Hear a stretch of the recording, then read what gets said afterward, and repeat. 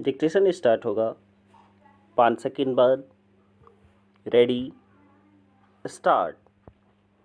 मुझे टैरिफ से प्यार है और यह मेरा पसंदीदा शब्द है।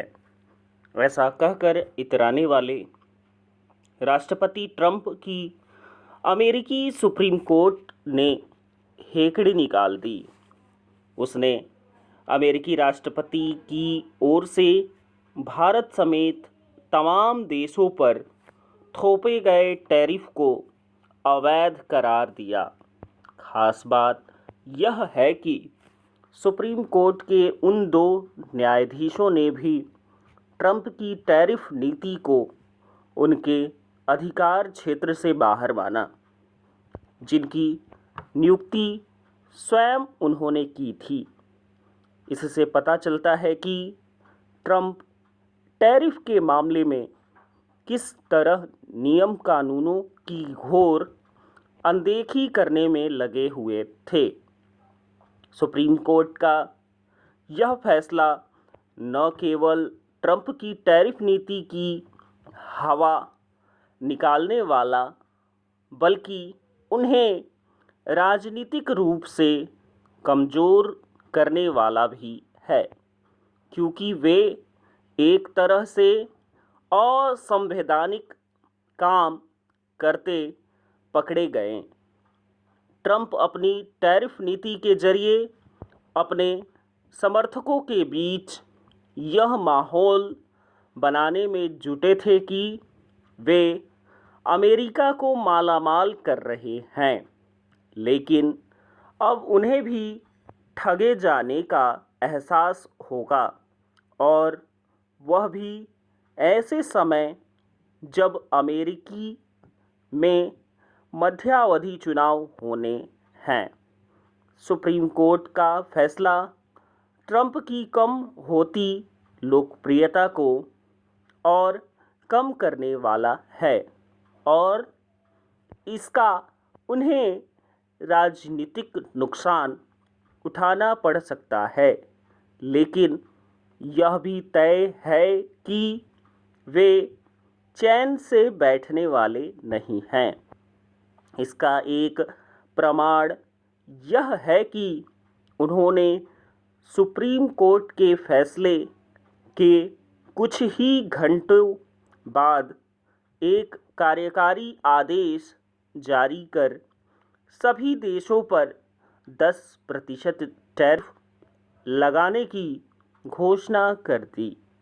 हालांकि इसकी अवधि 5 महीने ही रहेगी, लेकिन इस बीच ट्रंप अन्य उपायों का सहारा लेने की कोशिश कर सकते हैं। Paragraph change. ट्रंप अमेरिका के साथ अनुचित एवं भेदभावपूर्ण व्यापार का आरोप लगाकर कुछ देशों पर अतिरिक्त टैरिफ थोप सकते हैं। इसी तरह वैसे आयात पर भी टैरिफ बढ़ा सकते हैं, जिनसे अमेरिका की सुरक्षा के लिए खतरा हो। लेकिन इन उपायों को अमल में लाने के लिए उन्हें जांच के जरिए यह सिद्ध करना होगा कि वास्तव में अमूक देश अनुचित व्यापार नीति पर चल रहे हैं, या फिर अमेरिकी सुरक्षा के लिए खतरा बने उत्पादों का निर्यात कर रहे हैं। चूँकि ट्रंप अमेरिका को फिर से महान बनाने के नारे के बहाने अपने स्वार्थों को पूरा करने और अपनी छवि चमकाने के फेर में रहते हैं, इसलिए टैरिफ से इतर मामलों में मनमाने, अप्रत्याशित और विश्व को मुश्किल में डालने वाले फैसले ले सकते हैं। अपने लोगों का ध्यान बटाने के लिए वे ईरान पर हमला कर सकते हैं। वे उसकी घेराबंदी करने में जुटे ही हैं।